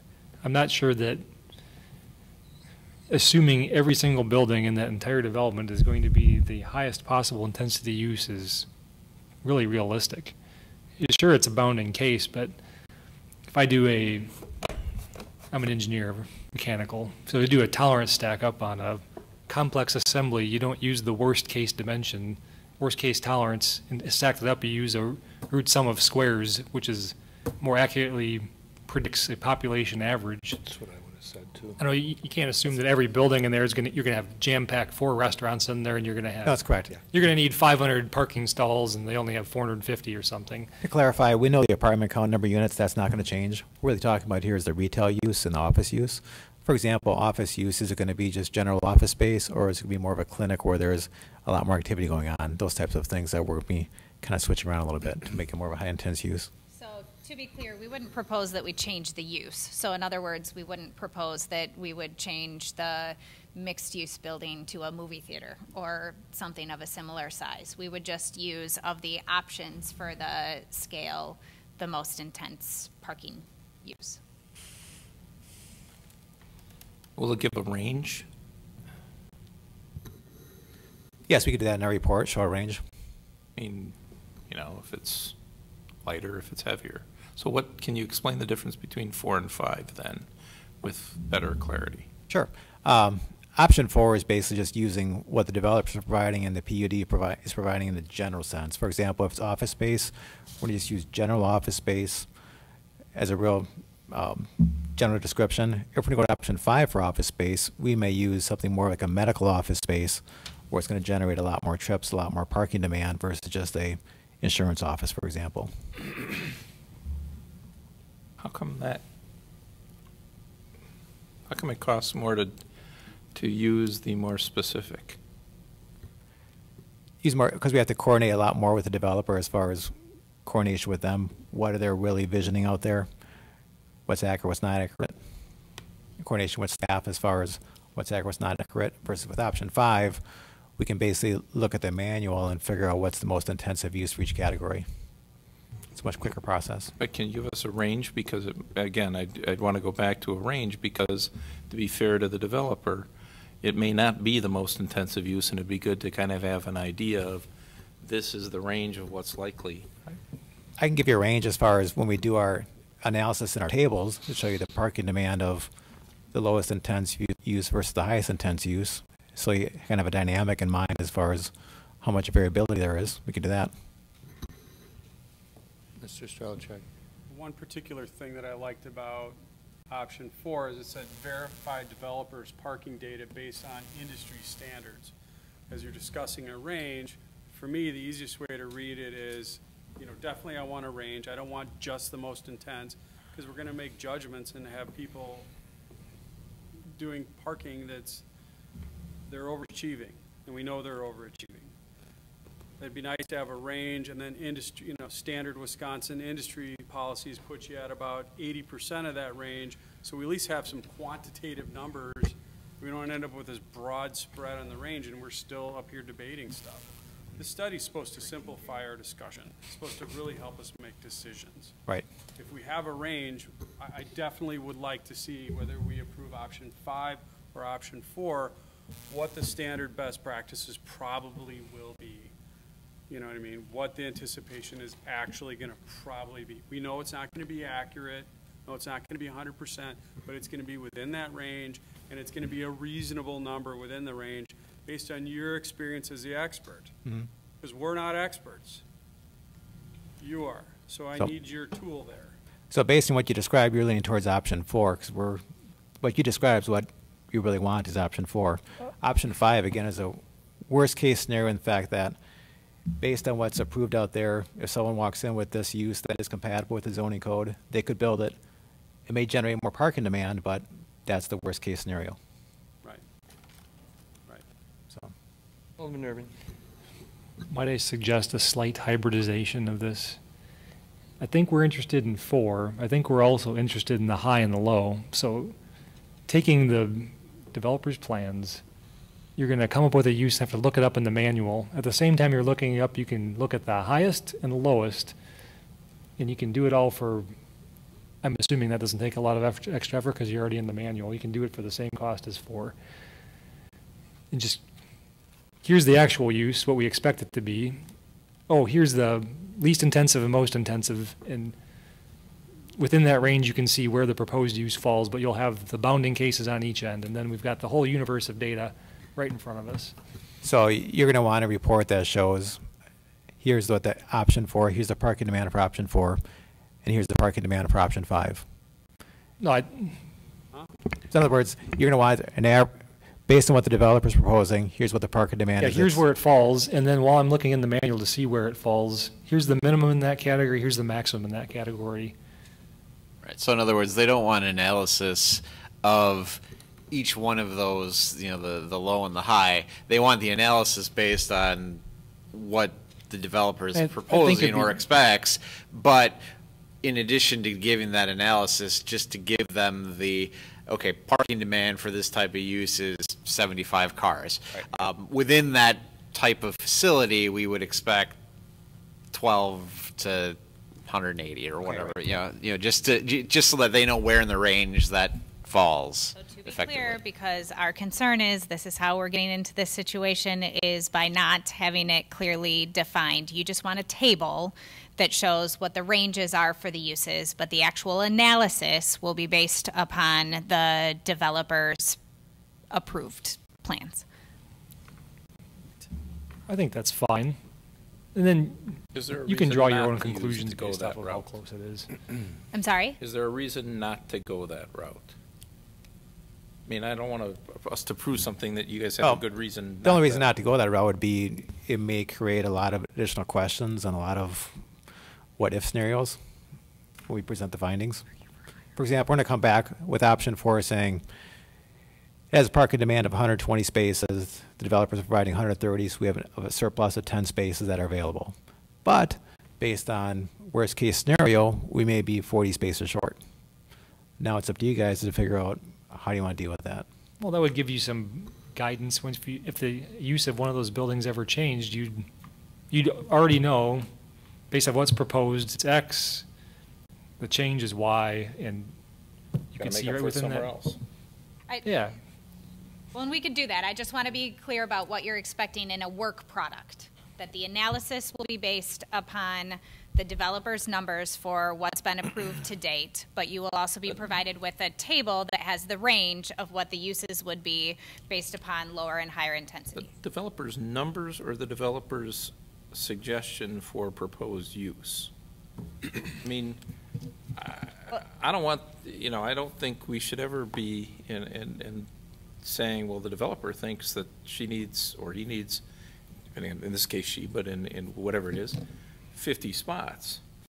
It should be the developer believes that this is likely to be developed as a Mexican restaurant over here, an office space over here, and based on that, and here's what the table says this ought to be, a Mexican restaurant of 5,000 square feet would typically have this much parking. Right, so that's what we'd use for the actual analysis. Yeah, I thought you said the developer's numbers, and I don't want to see Developers' proposed uses. Yes. Okay. Which will turn into numbers. you had a motion that, Well, I'm gonna no change it. second. Wait, but not- I'm going to change it to what we just described. Number 4 with ranges. Analysis done the 4, but I'll second that. give the ranges. Yeah. Okay. A motion to approve option 4 with ranges. Second it. And there's a second. Discussion, call the roll. Alderman Stralchuk? Aye. Alderman Bushy? Yes. Alderman Meyer? No. Alderman Worth? Aye. Alderman Garrow? No. Alderman Hawkins? Alderman Schneider? No. Alderman Nurbin? Aye. Mayor Abendroth? Aye. 5 ayes, 4 noes. So that passes.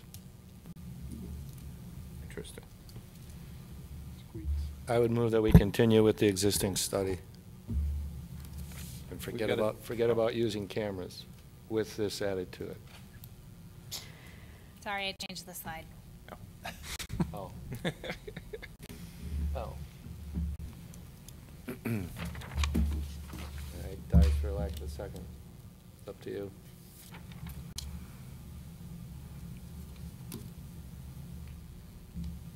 I'll second it. Motion to adjourn is always in order. You moved, we proposed, we go forward with the study with no, we're going to still have to vote on cameras, right? Correct. What option?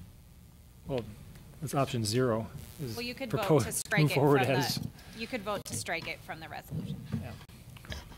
Just continue with the study that we already contracted for and get it done. So what's the total dollar amount now then, with the ads? Okay, so yep, I tried to do this so that we could do exactly that. So there are 2 statements in the study that have to do with cost. So the current vote was to make this option 4 at 7,640. So to be clear, if you decide not to go with options 1, 2, or 3 and to use the existing contract, then we would also strike the statement regarding the credit for the existing parking counts, which was $2,693. So that you just keep the contract as it was originally and add in the $7,640. 50,680. So now we're at the 60,000. I think that's what it is. That's my motion. Is that a second? Was that a second? It was. Discussion? Alderman Worth? Well, I would make a further amendment, propose a further amendment that Alderman Garrow on a confidential basis or any alderman can observe the counting. Second. Second then. And third it. Okay. So I guess, is that a separate, I guess that's a separate amendment. I need the city attorney's opinion, but perhaps the resolution is contingent upon that. I mean, it doesn't really belong in the resolution. Unless we wanted to craft a whereas statement to amend the scope to disclose the parking date. Yes, because that'll negate the deed to do the cameras. Right. I would think that your preferred method of doing that would not to be to have it in the resolution or in the contract. They're not really related, but instead you could either just direct staff just informally, or you could do a motion. Well, okay, it's a motion in this committee of the whole to direct staff to do that. Okay, that's That works. clear. But then if we're going to do that, let's do that after we deal with the current motion instead of as an amendment to the present motion Can that's we do it pending. before the current motion, because it may affect some people's vote on the current Correct. motion? So it's a separate motion. Yeah. Just a So what is separate that motion? That aldermen, elected officials on a confidential basis may have the ability to Find come out out when and the check. counts are being done? Yeah, The remaining 2 counts. the remaining counts. And they're planned how far in advance? That's my next question as far as the mechanics of it. Typically, we plan about a week or so in advance, weather dependent though, so things can change within a day or two. We'll So, just advise will be made available through the approved mechanism. However, we will also provide through that same mechanism notification if the parking count is canceled because it doesn't meet the terms of the scope of services. I telephone to whomever asks. That's my suggestion. I'm not going to disclose them, so we can. Right, because we don't want it in Have to writing. stay on site for the entire day. I don't want to know. We can put that out. Okay. Okay. You understand the motion? Read it again. That aldermen may know, anybody who wants to know when the dates are may, on a confidential basis. Know when Can the we not say parking- anyone? What? Can we say any alderman? If you're saying anyone, then I we're said just any making. alderman. Any alderman. Oh, I'm sorry. I thought you said anyone. Sorry, I mumbled, but I said Okay, any I thought you said alderman. anyone. Any alderman may know on a confidential basis when the counts are. Meaning they don't divulge that Yes, information. and with the understanding, and we have the ability to censure them if they divulge when the counts are. Boy, this is cloak and dagger stuff. Okay. Second that. All right, call the roll. Excuse me, Alderman can I just- Bushy? Can I just ask real quick, all we're voting on is that point? Correct. Correct. Yes. I'm sorry? Yes. Yes. Alderman Meyer? Aye. Alderman Worth? Yes. Alderman Garrell? Yes. Alderman Hawkins? Yes. Alderman Schneider? Yes. Alderman Nurbin? Aye. Mayor Abendroth? Aye. Alderman Stralchuk? Aye. 9-0. Hey, we all agreed on something. Alderman Bushy. So assuming we're back to the overall objective study, and that is, I firmly believe that the city should, no? Yeah, there's a motion and a second to remain with the existing study. And I firmly believe the city should have ownership of cameras and the data acquisition, and however that gets analyzed, that I think should be subject to a second part. But at this point, I believe that that's the proper way to go. It can be used then, it can be used now, it can be used in the future, and that's the route that I will support. Can you go back to the three options? Yep. I agree.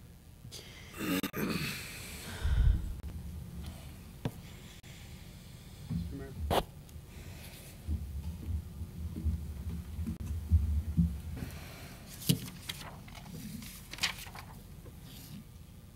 Can you explain, do any of those meet Alderman Bushy's recommendation or suggestion?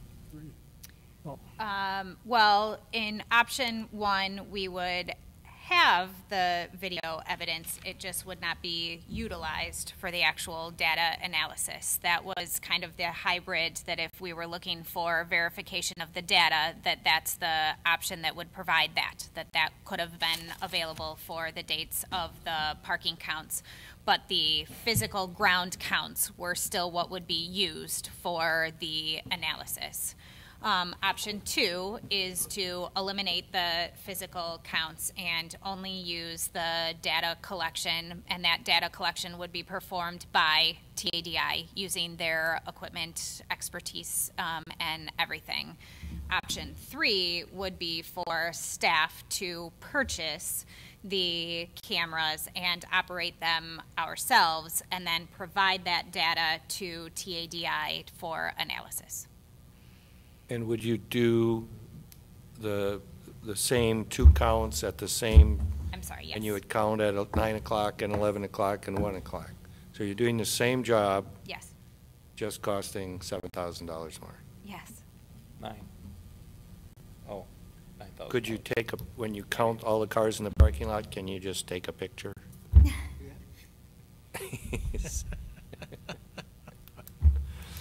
Alderman Carroll. I'd like to just ask John Lashinsky, because you've done this. I saw your video. You sent the video around. If you put up five cameras in 5 spots and monitored them, how much would it cost? And then secondly is, what kind of data are you going to get off of that? That's inappropriate. Really? Yeah. Why? He's not a professional traffic engineer. And we've already got the comments from staff of what you need to actually do this with a camera. Well, You got to be up in they're the not going air, to be number one. Right, you put it Yeah. up in the air. Yeah. But you don't have to be a professional to set up the cameras and Right, run the so that's cameras. actually You're not doing any analysis. Professionals and using city staff to set up the cameras. So you don't need a professional to do that. So we'd have the data. Well, they are That's professionals. option 3. They're different professionals. Right. I'm comfortable with the question. But you've Cory, got just cost a, only. Of his what camera. was that? How many cameras and what was the cost per camera? Alderman Nervin was helpful enough to provide some documentation after the last Yep. meeting. I did it right when we were in the meeting. Yes, that's what was used for the fixed camera cost. Staff's initial indication was that we thought that we could capture the area with 5 to 8 cameras. However, I will fully acknowledge I have no idea what a view shed of those cameras are. I don't know if that would be all inclusive of the area that we could do. So there was the potential, once we were able to determine that we could actually need up to 15 cameras, at which point we got to a significant cost for those cameras, which is why then we also looked at the option of a drone that could be purchased at. Alderman Urban, what would be the cost for 10 cameras without the drone? I don't have my email. Yeah. How much? $150 a piece per camera, but that's just battery, that's no solar, that's, anyway. So was this option with solar? It just seems to be a bit expensive. But remember that the third option there that you're looking at and saying $9,000 for cameras, that's insane. It's not cameras. That it's includes the analysis. all the So that analysis of the effectively video. is Yes. option 2 plus the cost of us buying the cameras. In your packet of Yeah. what the difference is between the analysis and the actual fixed camera cost. So you could have 10 cameras out there for, probably a month on the batteries. I know how those work. They'll last about a month on the batteries, especially in warm weather. You could have 10 cameras out there taking pictures all the way along, time lapse for about $1,500, $150 a Only camera. camera cost, Right. yes. Yeah. Okay. But you're still only getting the analysis for the 2 days. Yeah, but you would have verification. You could go back and look. So real cost, we could do it as inexpensively as $1,500, and then we'd still have the data. Right. Zero analysis, yes. Right. Okay. I think that's what Alderman Right, Bushy was but asking for. You don't want to run these cameras 24/7 because that's just a waste of time. Alderman Urban? As much as I like the idea of owning and operating the cameras, unfortunately, they are still put up and maintained by professionals. That's our city staff, who have many other things to do. That's the only flaw in this. If we buy all the cameras, they have to go put them up. City staff's got to go maintain them. I'm seriously questioning if we have the bandwidth to do that. And if we are going to go do that, what's the opportunity cost of doing that? What other things slip to the back burner? So Roads in your district. I like the idea of having the equipment, but then we get to have people that are trained in how to use it and go maintain it, and it's another asset to maintain when it breaks, and that's the flip side of that coin. Mr. Gross, you know some about cameras. Don't volunteer, Mike. We've got cameras in our buses, and I'll tell you, when you gotta watch those things back, it's painful. It's a lot of watching, and that's just minor compared to what you guys are talking about. Smaller blocks that we look for an issue or something. Nobody ever dream about going through all those cameras and sitting around and watching them. It's a huge process. Sounds good, but I'll tell you, it takes a lot of time. Mr. Alchak? I'm sorry. My question is, are you comfortable with it? With doing it myself? Absolutely not. Okay, so it's not an option.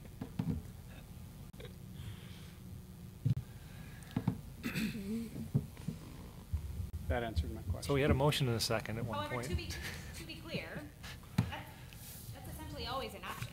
I mean, you control the budget. You can put in an item to purchase cameras, and If you're not going to do it, they're going to be great cameras that are going to sit in a closet. use them as you see. No, you'd have to pay for analysis, but if all you're looking for is the data, you can always budget for cameras and purchase them. Would it be a worthy tool for you? You know, again, we can always do this, but would it work for you? Would it be an effective tool? Would the purchase of the equipment be an effective solution for the city based on how you see it in your department, being that we'll ask your department to handle it? Not in this circumstance. We do, Alderman Bushy mentioned, I mean, we have traffic counters, so, you know, I mean, we do our own analysis in-house of all sorts of scenarios, but that's how I would collect traffic data, is through the traffic counters, not through taking a video and counting then cars over the course of a time lapse. Okay.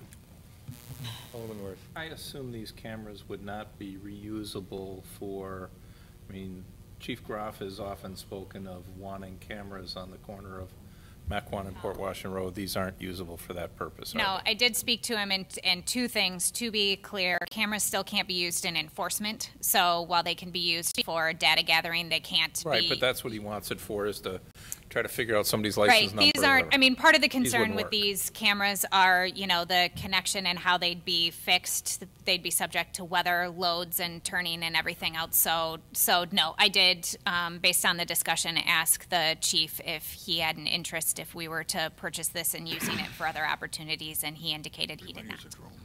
Raise his hand. I'll speak for him because he's not here. Okay, we have a motion and a second on the floor to proceed with the existing study without cameras. Call the roll. Alderman Meyer, No. Alderman Worth, Aye. Alderman Garrow, Since this is a Cafe Hollander problem, and since the city's paying for this Mequon Town Center problem, and since we're not asking Cafe Hollander to fix the problem, my vote is no. No. Alderman Hawkins, No. Alderman Schneider, Yes. Alderman Nurbin, Aye. Mayor Abendroth, Aye. Alderman Strelchuk,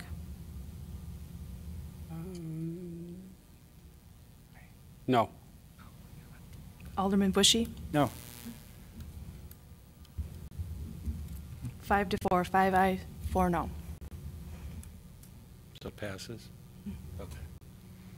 Okay, Wait, it was 5 ayes? then we can move on to the meeting it of the was common 5 ayes? council. Correct? No, it it was was 5 five no. against. Sorry, I'm sorry. Yeah. It's 4 ayes, 5 no. Okay. Oh, I was going to say. Defeated. So the motion fails. Yes. So we have a study of Spur 16 and nothing else. Wow. Well, no, we That was don't. just on the use of the cameras, So far, correct? so far. No, that was to proceed with the contract as is. That Let's to proceed with the contract as is without cameras.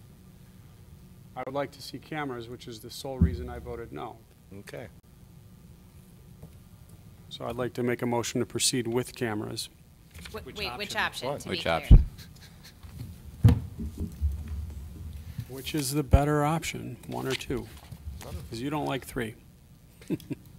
Well, it depends on what your goal is. I mean, if your goal is just looking for time, is for the verification of the ground counts, then option 1 is the most cost-effective method of doing so.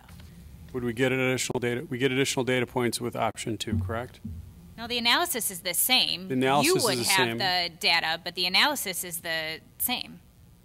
The cameras only go up on the 2 days they do traffic counts. It's just a They verification. don't sit there for a month. So So option if you want one. to sit there for 15 to 20 hours and just go through all those things by yourself, that's fine. Yeah, Yeah, 3 you would get o'clock the in the same morning data, might whether it's be- option 1 or option 2, you'd see the same results. Might be fun to watch, yeah. Just how we would connect the analysis and data connection. Considering Director Lundin, does option 2 not eliminate the ground counts in the packet, the information? So we had consensus up here earlier to confidentially inform the council of the dates on when those ground counts would be performed. So if we consider option 2, that goes away. So I guess staff would recommend option 1, which preserves the ground counts and provides video verification and the ability of the council members to receive confidential notification on the days in which parking counts would be performed. And it's cheaper. But it's adding the cost if they're not going to collect any additional data. The data is the data. All that we're going to have is that it's on a video.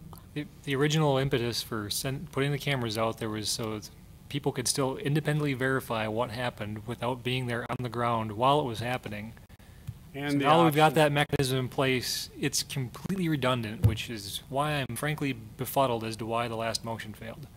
Well, I'd change my vote based on that. Well, Bring a that was motion the to whole purpose of reconsider. it. I'll second it. I know you need to bring it. You need to bring it. I'd like to make a motion to reconsider the last vote. Oh, so he needs to. Second. He was in the prevailing. Yeah, he was on the prevailing side. He's in the prevailing side. Call the roll. You don't need a second. Motion to reconsider. Aye if you want to reconsider, no if you don't. If you wanted. Alderman Worth, Aye. Alderman Garrow, No. Alderman Hawkins. No. Alderman Schneider, Aye. Alderman Nurbin. Aye. Mayor Abendroth, Aye. Alderman Stralchek, Aye. Alderman Bushy, No. Alderman Meyer. No. I have 5 ayes and 4 noes. So that motion succeeds to reconsider the original motion. So now we call the roll on the original motion, which is to finish the count without cameras. Sorry for the confusion. Okay, finish the count without cameras. Finish the study that we already started without either any of these camera options, so just ground counts. And confidential notification. And you can verify in person along with Alderman Giro. Does this include Town Center 2, or then we can have a vote on the whole mess We haven't together? voted on the whole thing yet. We'll do the actual vote on the whole thing in the council section. We need to recommend it to the council. Right. That's what we're doing now, is on the whole thing. We need to recommend it to the council. Right. This wouldn't be Made the the motion? whole thing. This is just to continue with where we're at, and then there'll be a motion to kind of combine all of those, I Okay. guess. So call the roll. Alderman Garrow, For the same reasons as the first time I said no. Alderman Hawkins. Alderman Schneider, Yes. Alderman Nurbin. Aye. Mayor Abendroth, Aye. Alderman Stralchek, Aye. Alderman Bushy. No. Alderman Meyer, No. Alderman Worth. Building the drama. Aye. 5 ayes and 4 noes. So that passes. So now we have entertain a motion, I'll make a motion to continue with the existing study and add verse 16, whatever option that was. So just so I can clarify, from a resolution standpoint, that would eliminate paragraphs 4 and 5, which referred to the credit and the camera scenario, and then paragraph 6 would be populated with option 4 and $7,640. Correct. Okay. Is there a second? Second. Second.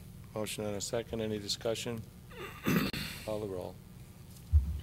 Alderman Garrow, No? Alderman Hawkins, No.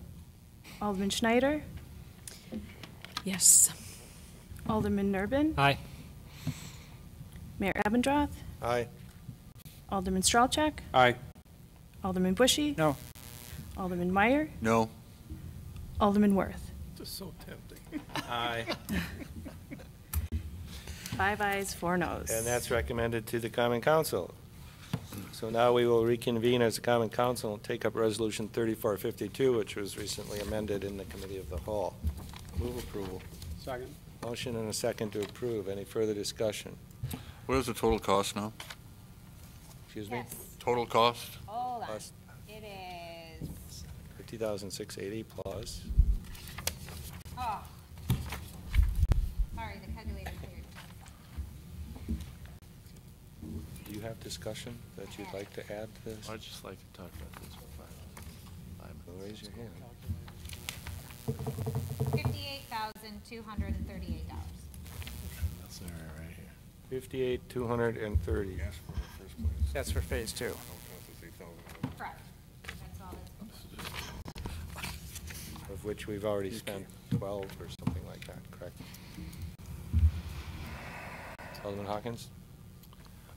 Do we have the video? Just the slide. We have the slide, yeah.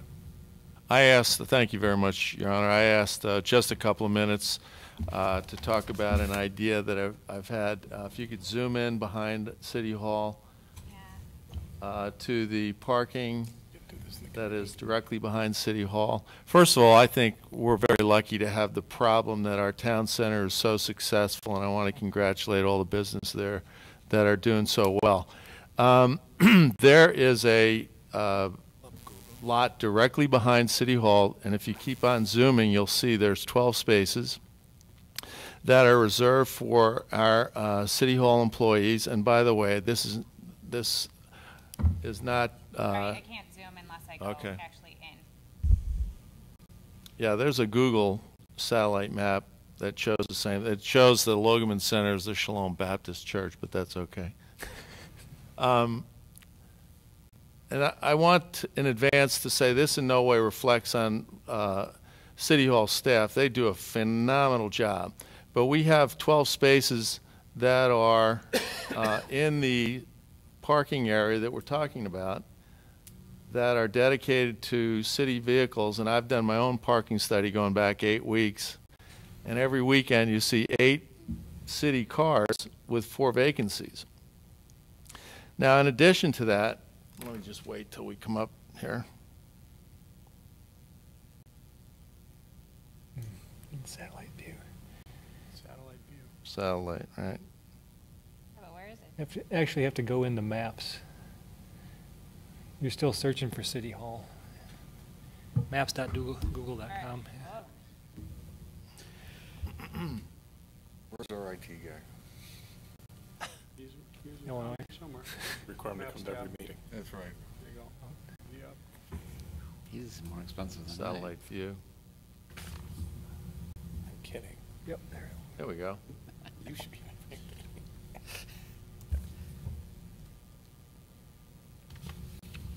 Very good. So you can see that there are 12 spaces that are currently occupied, only 8 of them at any given time, by city-owned vehicles. And directly behind City Hall on the third base side are 6 more spaces. 2 of them are handicapped. 3 of them are never used. One of them is used by a white truck, which is a city truck. However, if you look really carefully too, you can see that there's some grassy area along the left field fence and behind the pool. Now there is a fire hydrant there, but there's still plenty of space. If we were to move those city vehicles temporarily during the summertime to those spaces behind City Hall and then perhaps on the grass, in the wintertime we could put them into the library parking lot. They would still have pretty good access to City Hall. And we're not even discussing whether or not any of these vehicles really ought to be used at the brand new DPW building. Anyway, that frees up, if we were to move some of those to the 3 spots behind City Hall and the rest of the 8 to the grassy area, that would free up 12 spaces. Now, we could, if we were to go ahead with this proposal, open that just up to the general public. I would propose that we give the Legion first option to do valet parking there when they would have their events, and that's only maybe 4 times a month, but they have begged us for help, and I think that would be I'll one. second that proposal. Thank you. I'm not done, though. The second option, when they don't need it, would be to offer that those 12 spaces for Cafe Holland or the whole Town Center one, agreeing among themselves to use that as a valet parking area for their peak hours. Third thing to consider is to have the indoor parking at the Town Center combined with what we're offering to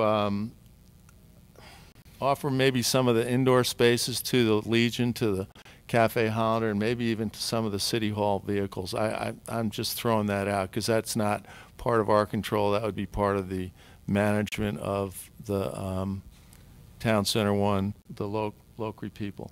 But at the very least, I would hope we would free up those parking spaces, A, to the general public, B, on the valet parking suggestions for American Legion and possibly Cafe Hollander. That's it.